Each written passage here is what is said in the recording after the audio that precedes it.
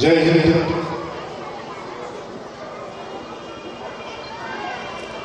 आज का जो अवसर है अपने पूर्वजों को याद करने का अवसर, ये संस्कार सिर्फ हमारे हिंदुस्तान में ही है। अमेरिका में शायद ही कोई बच्चा होगा जो अपने दादा का नाम जानता होगा। कोई जानता है अपने दादा का, लेकिन हम अपने 7 पीढ़ी तक का नाम जानते हैं, उनको याद करते हैं। हमारे यहाँ विवाह संस्कार में भी 3 पीढ़ी का गोत्राध्याय होता है, उसके बिना विवाह नहीं हो पाता। तो ये हमारा संस्कार है और इससे हमारा संस्कार बढ़ता है।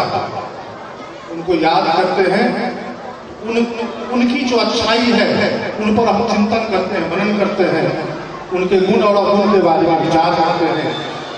और चाचा नेहरू जिनके लिए बच्चे बहुत प्यारे थे, आज उनका जन्मदिन है। आइए हम एक बार पुनः उनको नमन करते हुए आप बच्चों की हमें आदेश दिए हैं, आपके डायरेक्टर साहब, आप बच्चों को कुछ सुना दीजिए। तो ये तो बच्चों का कार्यक्रम है, लेकिन 2 लाइन कुछ गा कर सुना देते हैं।